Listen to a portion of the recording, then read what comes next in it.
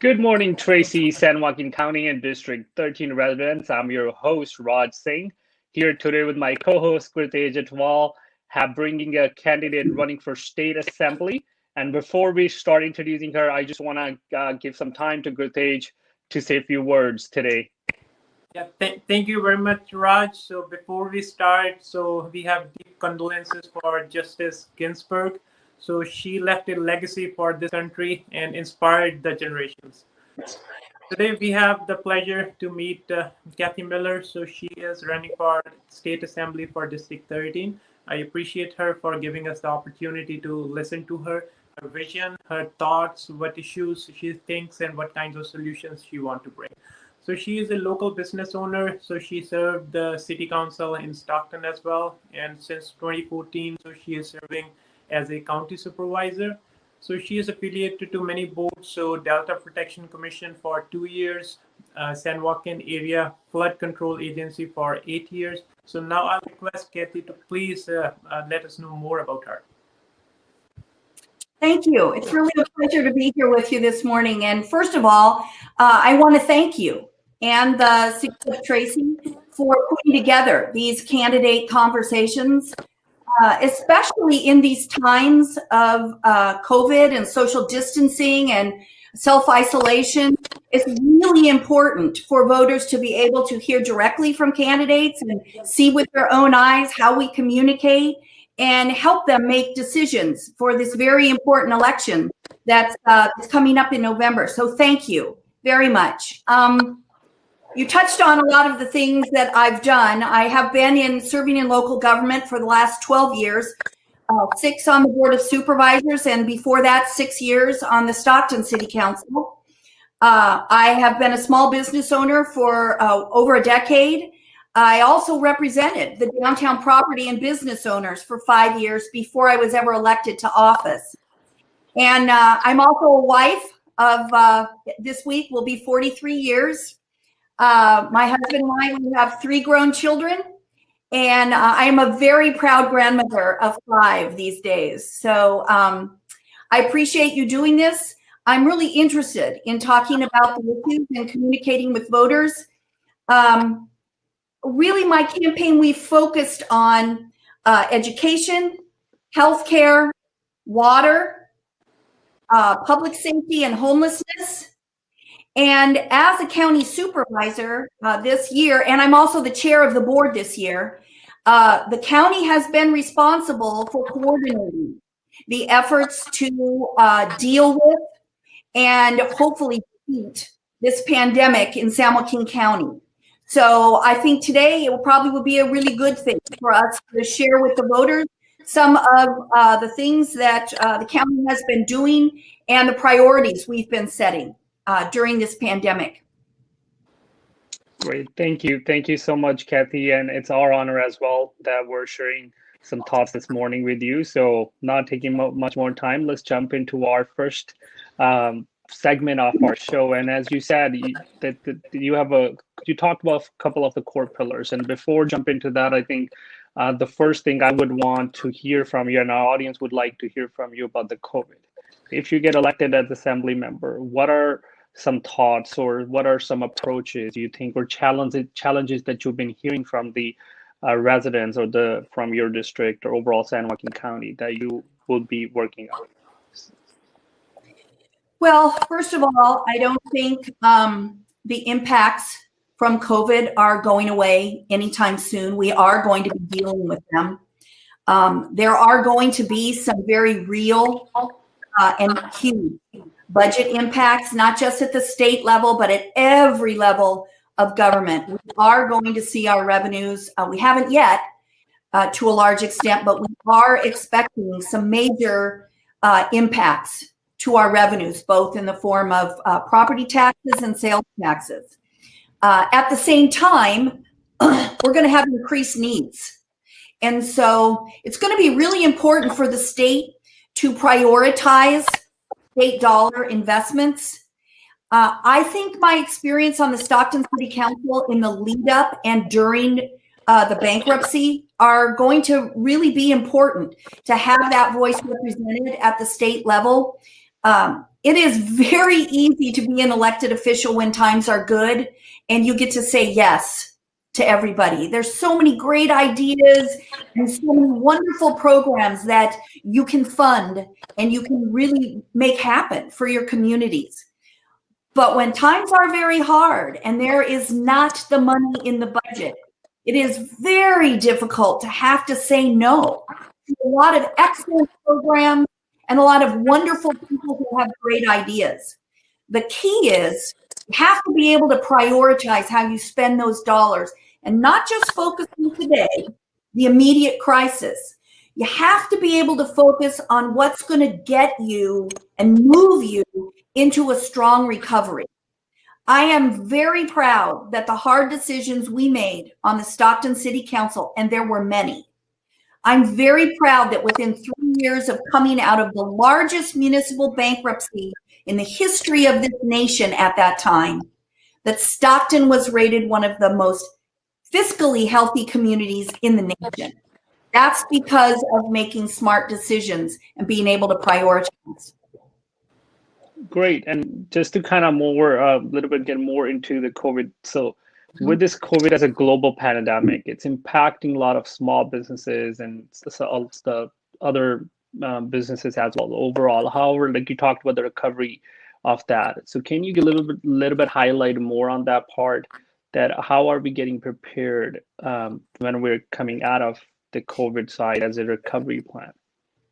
Well, one of the things that we've done at the county was we set aside $15 million of our federal CARES Act dollars, which are restricted to reimbursing for COVID expenses. But we set aside 15 million of those dollars specifically for our small businesses in San Joaquin County. And we made them available in the form of a grant. This is not a loan that a small business has to pay back. This is the ability to submit your expenses that came upon your business due to COVID and get them reimbursed. And we're continuing with those grants. We have since expanded the program to incorporate slightly larger businesses from 50 to 500 employees. We've also allocated some of those dollars now to help reimburse our hospitals throughout our county. And we've really tried to focus on keeping our businesses afloat, because it's going to be tough. And at the state level, we're going to need to looking at more of these types of programs to help fund our small businesses get back on their feet. And one of the ways the state can do some of these things is by streamlining some of the processes, removing some of the more onerous restrictions on our small businesses, and really providing flexibility to our local governments who know their local businesses best. Give them the flexibility to apply those state dollars in the way that will benefit their communities the most. Thank you for highlighting on that. Something one more related to this. Actually, about a week or two ago, I was talking to one of my friends who has a small business, and he was discussing with me that is there anything that our government is enforcing to help the people that are leasing the places, because they have contracts with their owners, like property owners, that you have to pay this amount by this date. But because of COVID, they are not able to do break even. So, but that their every month's lease is coming, and if they're not able to pay, they have already in place some of late fees or some percentage needs to be added. Is there something we're looking into towards that to kind of enforce that, hey, maybe for this amount of period, there shouldn't be any late fees, or there should be, government should step in to work between two? I mean, it's obviously it's a private owner versus the person who's renting it. But as this overall global pandemic, I think the government or some agency needs to step in to help each other out. So any thoughts or any vision on that? Well, it's important to remember that if you only focus on the end user of a property, the renter, you don't take into consideration that it's actually a part of a whole system. And so if renters are not contributing anything toward their rent, then the landlords, they have obligations that are due, whether it's to a lender or it's to a larger property owner that they're leasing space from. So you have to look at it as a system, and you have to make sure that you're providing relief in the entire system. Now, one of the things through this small grant program that I mentioned, rent is something that a small business owner can submit for as reimbursement. Their revenues, and they have been impacted, had to close, and they have been unable to pay that rent, they can submit for a grant to the county. That type of program, I think, is something that's important, because it not only supports the small business, it supports their landlords, and it supports the lenders further upstream. And that's important to keep in mind, because the last thing we want is a bunch of foreclosures if landlords go out of business, and then our small businesses end up getting evicted because the property has turned over. That doesn't benefit anyone. It certainly doesn't benefit our small business owners, and it doesn't benefit our communities who depend on these services and these businesses.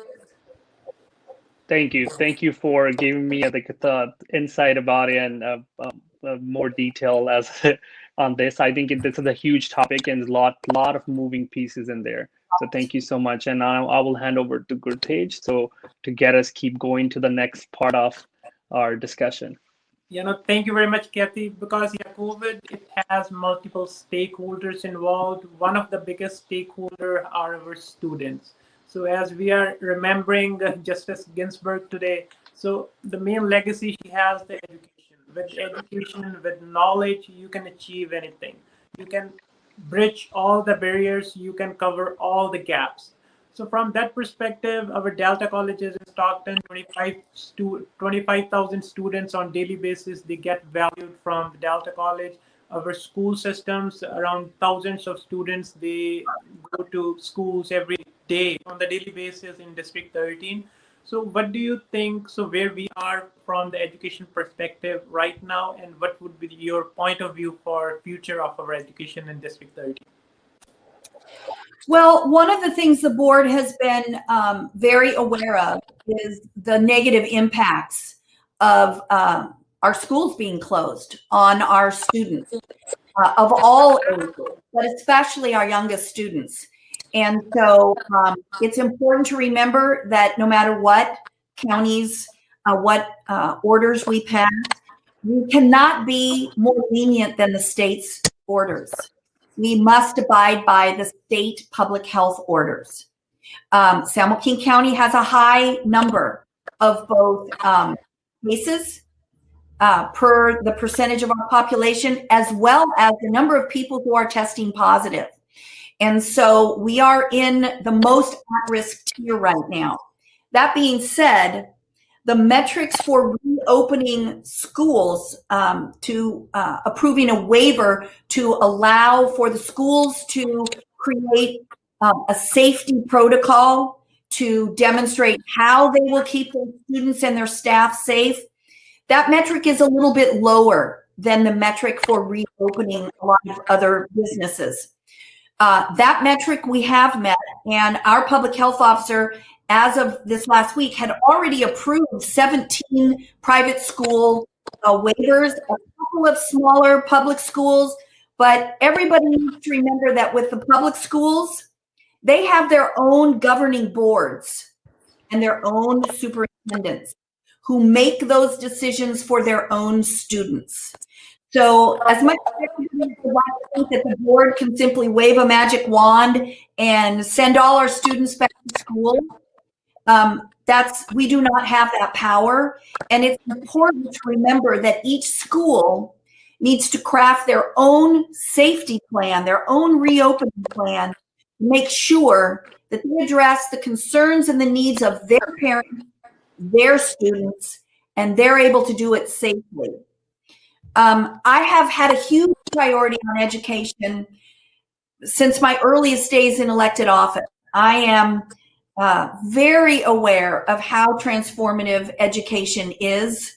My husband is the first in his family to graduate from college. He drove a forklift in a potato warehouse at night so that he could go to a state college during the day. I returned to a community college as a young mother of 3 very young children to get the skills that I needed to own and operate my own business. And those investments in education made all the difference for our family. So I'm very aware of how important education is to all ages of students. So I've been working for the last 7 years with the San Joaquin Children's Alliance, which is an alliance of advocates for children from early childhood education to even preschool from 0 to 3 years old, all the way up through all of our educational partners, including University of the Pacific, our CSU satellite campus in San Joaquin County, all of us as partners, trying to craft some programs that would really move the needle on literacy and outcomes for our students, and also develop a sustainable funding stream that will backfill those tobacco tax dollars, which we've seen diminishing as the impacts of that positive public education is now being seen with so many people no longer smoking and using tobacco products. That tax has diminished greatly. And so we have been working hard to identify and develop a new funding stream. There will be a ballot measure again in November. It'll be Measure X that will provide a business tax on cannabis businesses in the unincorporated area. It will only be paid for by those businesses, the same way all the other businesses pay their fair share toward our community. And 50% of those dollars, that's the largest amount ever, 50% of those dollars will be dedicated to programming for children and youth. Thank you very much, Kathy. So just a follow up on that. So you mentioned about the satellite campuses that we have in San Joaquin County, and you are a strong proponent of education. So as many people from across the Bay Area and all those places, they are moving into San Joaquin County, and the students here, they are very much encouraged by their parents and everybody to have good education. So most of the times they have to move away from the San Joaquin County, maybe to San Jose or to Sacramento, to find the courses that are being offered, which will help them in their following career. So those students go there and they never come back. So what do you think? So right now the position in San Joaquin County is, and how do you see the future so that we can retain those students, we can provide them with the education that they need, as well as that will encourage the companies to come to the San Joaquin County? So what are your thoughts? Well, I myself am a victim of this exact thing that you've mentioned. We refer to it as our brain drain in San Joaquin County. All 3 of my children went to public universities, left here because they couldn't do it here locally, and none of them returned to San Joaquin County.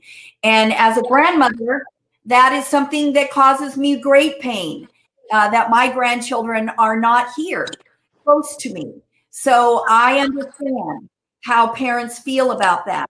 I've been a very strong proponent from the very beginning of Assemblymember Eggman's efforts to make sure that the next public university constructed is constructed here in San Joaquin County.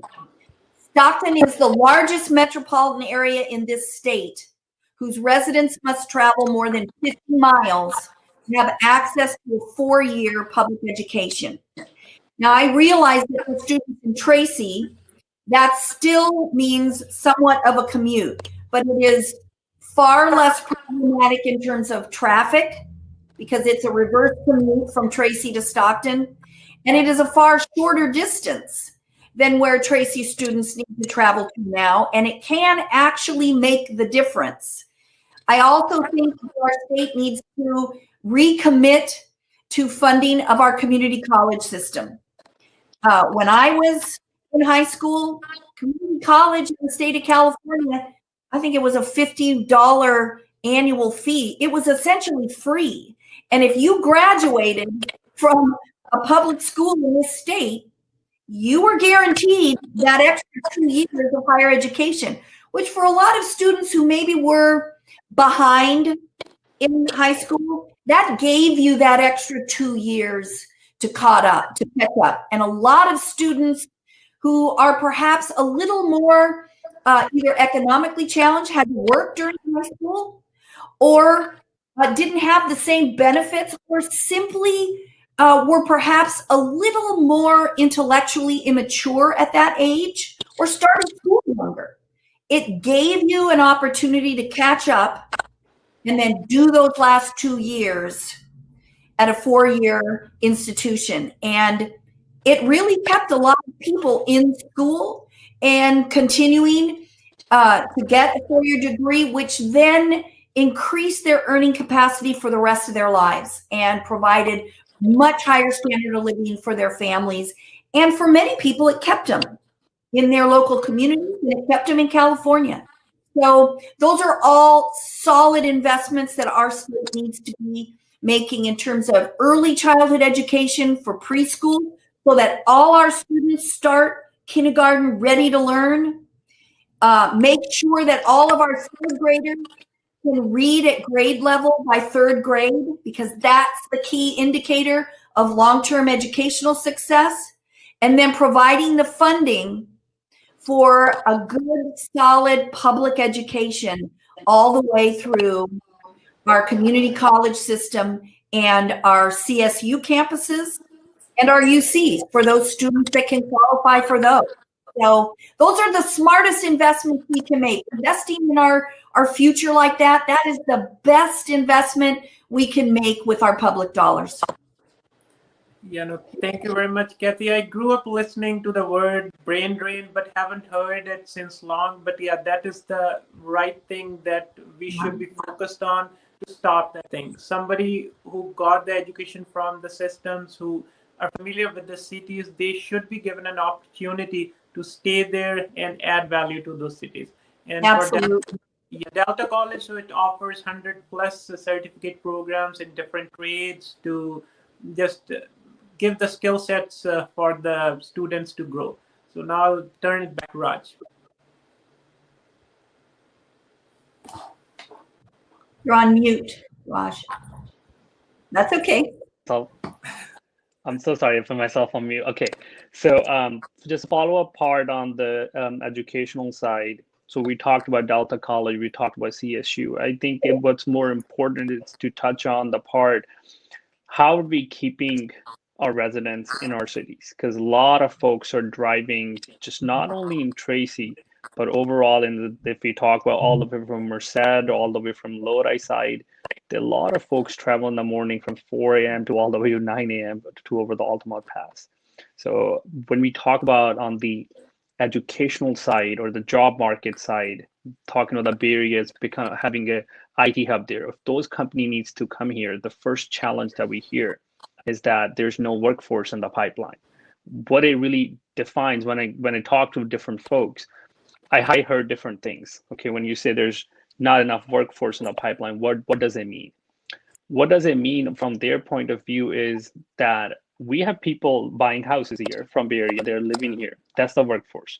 But for the companies to invest and open up their the offices here, that is not enough for them, because they cannot just rely on temporary people. You can move out tomorrow, or something happens, this person move out of Tracy back to San Jose or something. They need stable pipeline that's coming directly from the universities.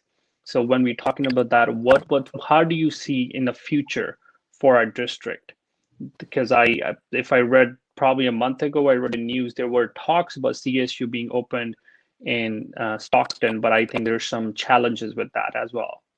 So overall, can you highlight on us and all the audience on that part?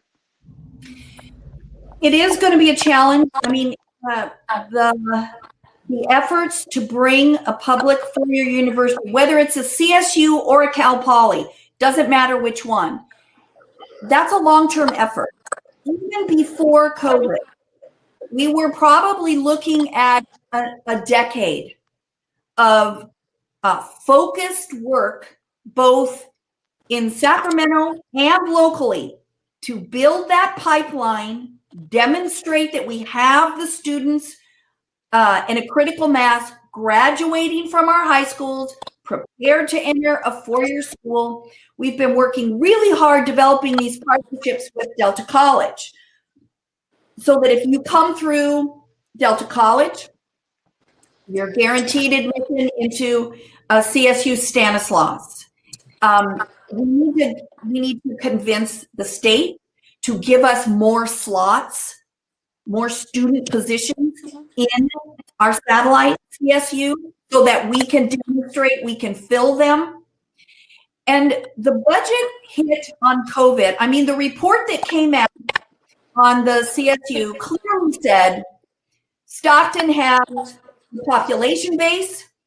We also have a large area that we would draw from of students on the edges of that district that are currently commuting up to Sacramento State or commuting into the East Bay or down to Turlock. A percentage of those students would commute the other direction, and they would go into the center of the county. So bringing a CSU here is not just critical for our education. It's critical for our long-term economic development of San Joaquin County and this whole region, because there are students from the foothills as well, from Calaveras and Amador counties, which do not have access to a four-year public school, who would come down the hill into San Joaquin County. And so I think it's one of the reasons why Assemblymember Eggman actually recruited me to run for her seat when she was deciding whether or not to run for the Senate, because she knew that I felt so strongly about this, that I really was willing to work toward it, and that I would continue the work even after she turns out of her time in Sacramento. And so I think it is really important to have someone that has that history, that understands how this public university would really transform our region. I mean, it would be an absolute game changer. I mean, when you think about not just the students, you think about all the jobs that it creates at a university. Then you think about all of the peripheral things that are attached to universities. You think of the research facilities, you think of the medical facilities that locate here because there is access to students who are training in healthcare programs. All of those things, that's how we're going to get that critical mass that is going to get employers who bring good paying, professional jobs to this region. That's how we're going to do it. And so it's going to be a long-term effort. We need somebody that is very passionate about it. And it takes more than just saying, oh yeah, I support that. You have to understand how you have to work with the people in Sacramento. And you have to have those close connections into the business community here. You need to understand how the partnership fits in, how the business council fits in, how the various chambers of commerce fit in to this equation. And you have to have those established relationships and that trust built up so you can bring everybody to the table and we're all working toward the same goal. No, that is very imperative overall, putting a politics on the side, but the points that you brought, those are very critical and important. And you meant two terms, a terminology you used, long-term and being able to understand what your community needs, how to partner up with them. So it's not going to open up the CSU or any educational institution. Oh, I support this, and tomorrow it's going to be there. It's going to take a while, but somebody needs to start today, so it can be done in 10 years or 5 years or whatever it would take. So thank you for highlighting and informing us on that part. And I would hand it over back to Gritesh to kind of get us moving with our discussion to the next part. Yeah, no, thank you, Kathy, for touching this. Yeah, that is correct. So educational institutes, they provide the knowledge, and first they are self-sustained, then they provide the whatever is needed for the community, for the society too. And moving along with that, so Central Valley District 13, we are majorly dependent on agriculture, or agriculture is one of the biggest assets that we have here. So 1 out of 3 jobs, they are from farming. So farming is very much related to our water. So in 20th century, our delta, our levees, those were built, those are deteriorating, and the need in Southern California is very much increasing for the water. So that has to be transferred from Northern California. So from your point of view, what do you think where we are with respect to water now, and how you see our future? Well, you're absolutely correct. Water is a huge issue for us in San Joaquin County. A lot of people aren't really aware of the variety of water issues we face here in San Joaquin County. We run the full gamut. We have everything from restrictions on our use of surface water to requirements to properly manage our groundwater aquifers. We have water quality issues in the Delta. Many of our communities draw their water, drinking water, directly from the Delta. We have equity issues. We have a lot of economically challenged communities that are impacted by negative water quality. We also have, we sit at the bottom of the valley. We call it the bottom of the bathtub. We have huge flood control issues. We have hundreds of thousands of residents who live behind levees in this county. And then I don't think many people know that the largest amount of the San Joaquin Delta sits in our county. We have the largest amount of the Delta within our county boundaries. And the Delta is a really incredible, unique environment that provides water, recreation. It also has an amazing variety of small family-run farms that produce just an outstanding diversity of very high-value crops. Just this last year, while agriculture provides annually approximately $2 to $2.3 billion to our economy, the ripple of that ag economy contributes over $5 billion a year to our county economy. It is by far the largest economic sector in San Joaquin County. And so we have to juggle all of these needs against the tremendous pressure from Southern California to move always more water through our Delta and south. And so while that is a very real need, and it's important for all of us to remember that water is not a luxury, all Californians have a necessity to have access to clean drinking water. So this is an issue that needs to be solved on a statewide basis. And it needs to be solved in a way that doesn't pick winners and losers, and it doesn't pit one region of California against another. In San Joaquin County, we have advocated strongly for a full portfolio of water solutions to be invested in by our state that would actually create new water. It's important to remember that the tunnel project, which I have been involved in stopping and fighting for well over a decade, that doesn't create any new water. All it does is provide a new way to move water. And our state has a need for more water. And so if we invest all of our dollars in a project that doesn't address that, we're using up our resources and we won't have them left to provide critical investment in levee infrastructure. I mean, even as the tunnel project is currently proposed, 50% of the time, the tunnel will not be used to convey water. The water will flow through the delta, which means those levees absolutely must be maintained and improved upon.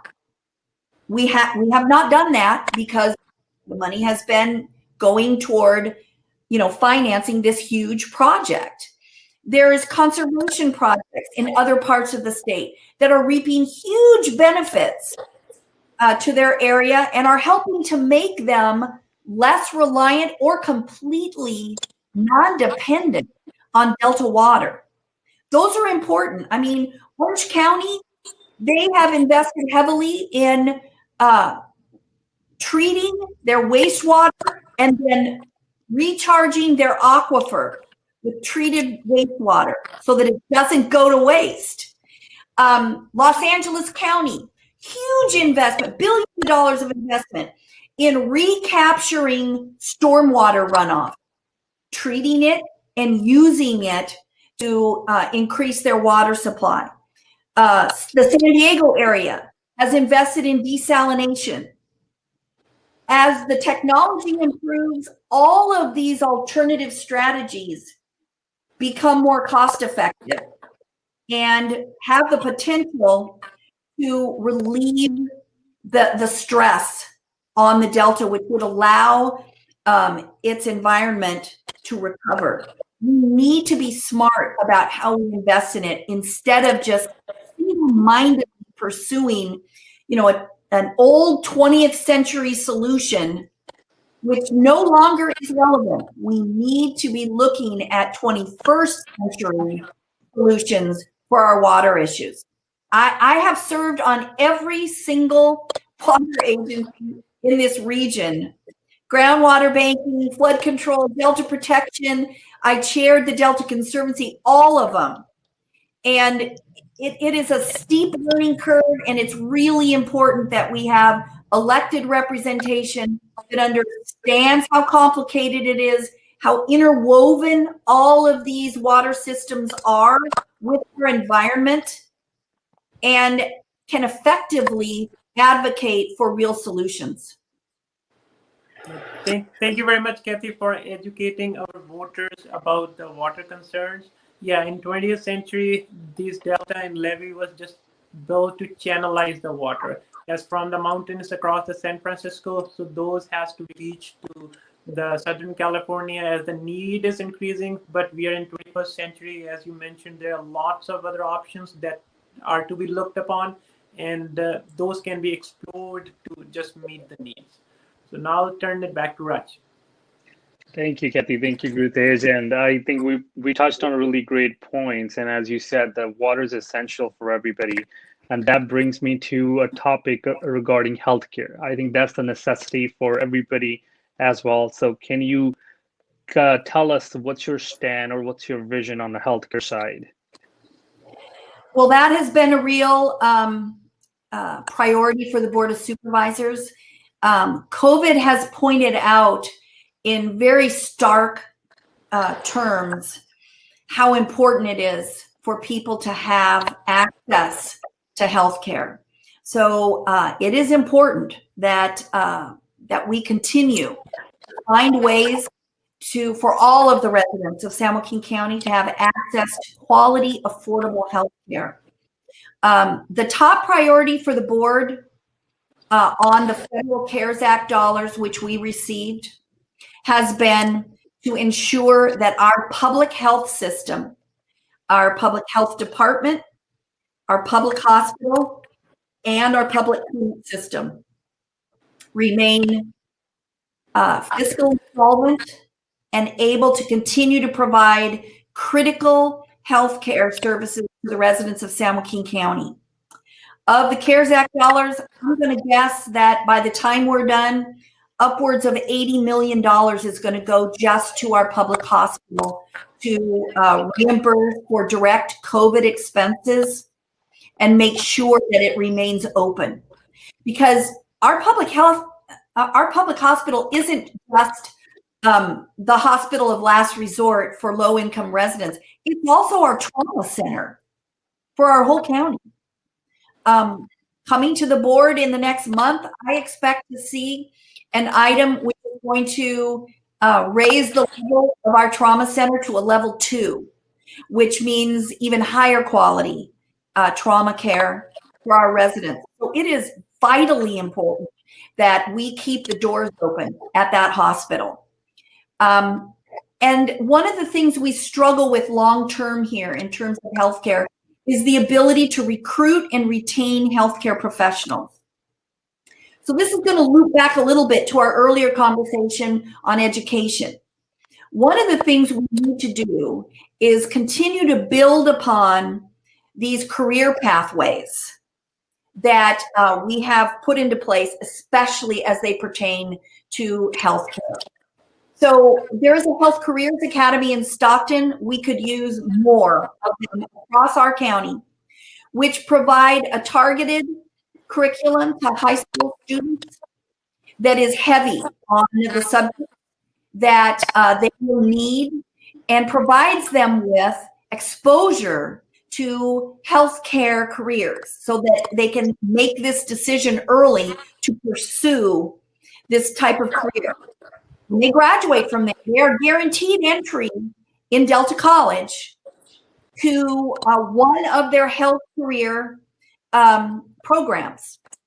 And this gives them the ability to earn a certificate, which helps them earn more money in a profession while they continue then, and they have a guaranteed acceptance into our CSU. So they can continue moving forward with a 4-year degree and even onward into becoming a doctor, a dentist, some kind of highly trained healthcare professional that requires an even higher level of education. It puts them on this pathway. We need more of that because we have a very difficult time recruiting healthcare professionals, not just in San Joaquin County, but the whole Central Valley. And to be perfectly honest, the best way to recruit healthcare professionals is to grow our own. San Joaquin General has a very robust residency program, as does St. Joseph's. We need to continue making sure that we attract great students, that we keep our brightest students here, and that we encourage them. If you pursue these careers in healthcare, there are going to be good paying jobs waiting for you here. You can have a lifetime profession and be able to raise your family near your family in a beautiful part of California where you can afford to live and be able to provide for your family. Thank you, Kathy, for highlighting on that. And it's bringing me to another part of the healthcare side question. So when I have talks with Mountain House residents, Tracy residents, Lathrop, Manteca, all of them, there's a common question that I always hear because they have friends, they have family members that live in Tracy, Mountain House, and vice versa. So when we're looking at Mountain House, the way it's growing and the Tracy it's growing, we only have one emergency hospital in Tracy, which is Sutter. There's not another hospital that serves the Mountain House population and Tracy. So all of us needs to either go to Stockton or go to Modesto, beside the Sutter being in Tracy. What are your thoughts or your future plan or you see in the future to bring or address these issues? Well, as a county, our focus has been in French Camp with both the hospital and the clinic system and trying to plan for its future. The reality is, especially during COVID, all of our hospitals are experiencing significant financial impacts. They were forced to turn away all of their elective surgery for several months so that they could provide capacity for any potential surge in COVID patients. That's been brutal, to say the least.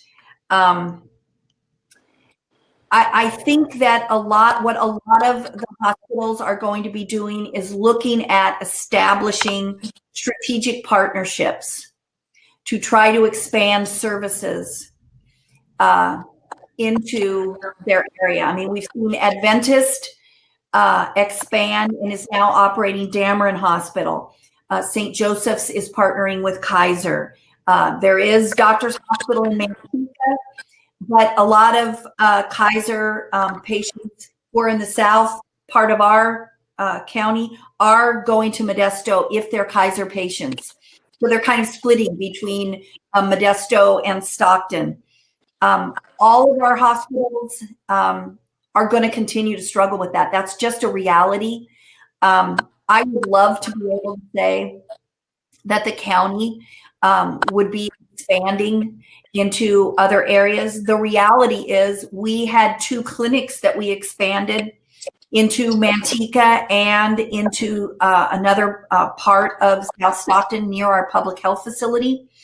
And because there are other clinics in those areas that operate almost the same model, and they are nonprofit clinics, the competition, we were unable to build the critical patient base.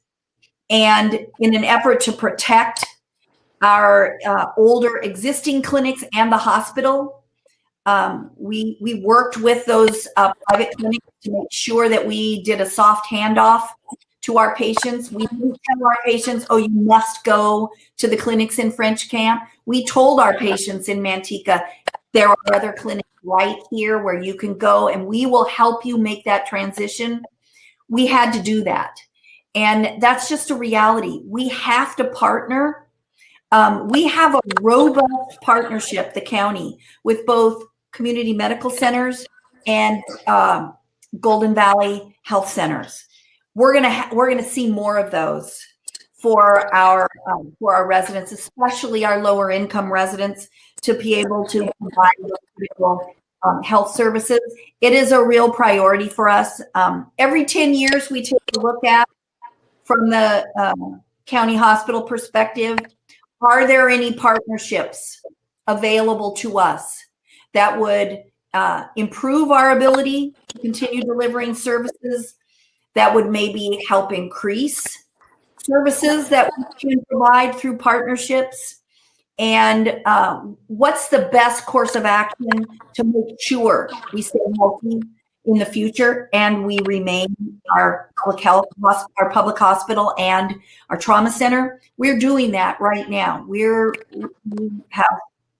looking to see what kind of positive partnerships we could expand on. I think that's what we're going to see more of. And to be honest, the more we're able to grow our own healthcare professionals here in this county, the more we will begin to see things like an increase in orthopedic surgeons that develop their own outpatient surgery centers, an increase in cardiology practices that once again provide a private interventional cardiology clinic. Those kind of things, the more healthcare professionals we can develop here, they will create private sector jobs, and which will increase access to healthcare for our residents. Thank you, Kathy, for highlighting on that topic as well. So not taking much long, but just want to keep everybody in loop that we're hitting almost 50 minutes. And let's just try to, we have, I believe, 2 more topics that we would like to touch. We think they're important. And the next one is about public safety. And that is a huge nationwide hot topic right now. So I am very much interested, and I believe our audience would love to hear your stand on that too. Well, first of all, the county either has direct oversight or budget oversight on the majority of our law and justice system in our county.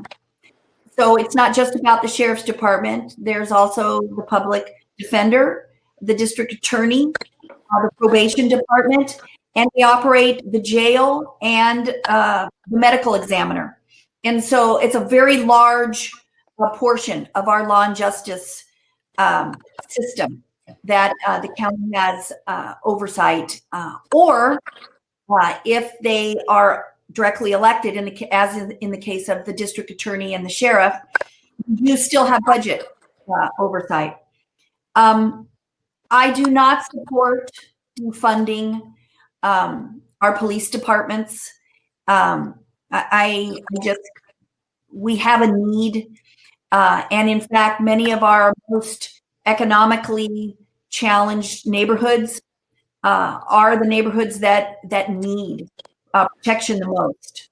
That being said, all of our residents, no matter where they live, no matter what their zip code, no matter what language they speak, and no matter what the color of their skin is, all of our residents have the right to have to be able to put their faith and trust in our law enforcement officers who take an oath to protect and serve them. We have done a lot of very positive things in this county in the last 5 to 10 years in the areas of criminal justice reform. The city of Stockton instituted a Marshall Plan on Crime, which we did a look-see over our jail process, and we instituted a pretrial assessment program, which eliminated the jail overcrowding. The only people awaiting trial in our jail now are people who are either a danger to themselves or their community. We eliminated the requirement for cash bail years ago in this county, and it's working very, very well. We have been blessed with a very outstanding probation department, which has instituted some fantastic reforms which are making a real difference, reducing recidivism, the impact of people reoffending with crimes. And it is having a real impact, redirecting people out of criminal behavior through our collaborative courts. We have a drug court. We have a DUI court. We have a homelessness court that takes people that have committed relatively minor nonviolent crimes and focuses on giving them the choice. Look, here it is. You either go to jail or you participate in a treatment program that is going to help you get your life back on track.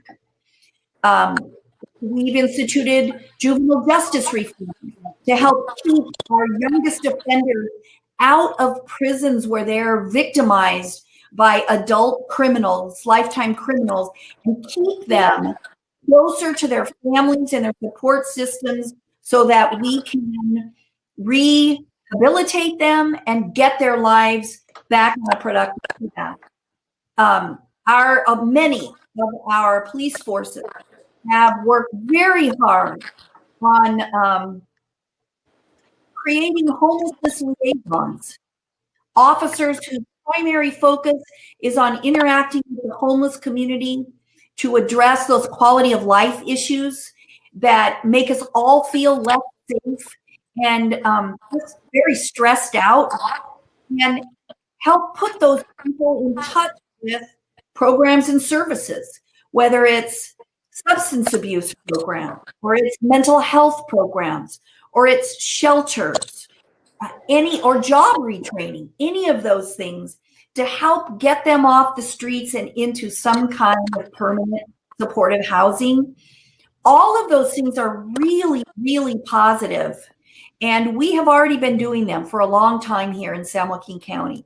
I personally believe that's the reason why the vast majority of the protests following the death of George Floyd have been peaceful demonstrations throughout San Joaquin County.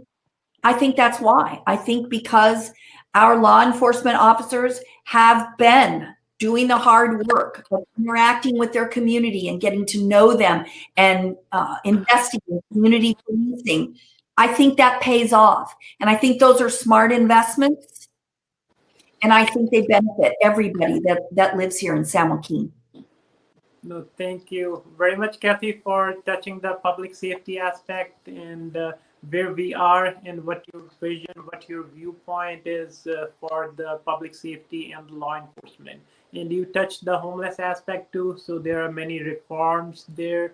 So that yeah, it is not one solution fits the problem. So identifying the problem and moving forward in the right direction to keep them out of the homelessness crisis. So at the end, I will request you to please briefly summarize what our audience should take away from you and how they will remember you and make an informed decision for November 3rd. I guess what I would leave people with is experience does matter. And it matters now more than ever. We have very real issues facing our region and our state. And I think it is really critically important that we send our most experienced and effective representative to Sacramento. I feel so strongly that that in addition to that, leadership matters. It's not enough to just say, I support this and I support that and speak in political sound bites. You know, when the city of Stockton's finances melted down, I stepped up in a really difficult role as vice mayor and communicated with the public and made some tough decisions that really helped put the city back on track. And to be perfectly honest, San Joaquin County cannot thrive if the city of Stockton is failing. It is simply too large of a community. There's too many people that live there. And so the future of all of our cities, they're inextricably intertwined. And so it's important that we have someone that understands that. My experience both in the private sector as a small business owner, as someone who has advocated for better than 15 years on behalf of business owners and residents, and also my experience at both the city level and the county level, I believe it really makes me uniquely qualified to represent the voters of Assembly District 13. And I believe that's why, if you look at my list of endorsements on my website, electkathymiller.com, you will see just a wide range of folks who have endorsed me. And I think the last thing I would leave voters with is there are two Democrats in this race, but I am the only Democrat that is endorsed by the Democratic Party, by both our congressmen, McNerney and Harder, by Assembly member Susan Eggman, by the California Nurses Association, by the California Federation of Teachers, by working families across this county. And I think it's important for voters to know that they can trust the fact that I stand for those values and that I would be deeply honored to have their vote in November. Thank you, Kathy. And the last, do you mind sharing your contact information if anybody would have a follow-up question or they wanted to clarify something with you? And we always encourage our voters or and the audience that if they do have, they can let us know and we can convey or send their message and share with you. But I think it'll be better if you give them something directly that they can go to your website or your Facebook page or any email address. Please do so. My email is Kathy with a K at electkathymiller.com. We have a Facebook page, which is Kathy Miller for Assembly District 13. Any of those places, feel free to direct comments or concerns. I personally answer them, and so they will hear from me, and I welcome that interaction with the voters of San Joaquin County. And again, thank you so much for doing these conversations. I think they're just incredibly positive, and I think all of us should be very grateful for this work. You're taking your personal time to do this, so thank you. Thank you so much, Kathy. Thank you very much, Kathy. We sincerely appreciate you sparing your time educating us as well as the voters with your vision, with the issues and the solutions. And at the end, I would again say, so what we have learned from the great legacy of Justice Ginsburg, knowledge is power. So please and please ask questions, follow up with the candidate, and make an informed decision for November 3rd. Thank you very much. But Thank you both. bye.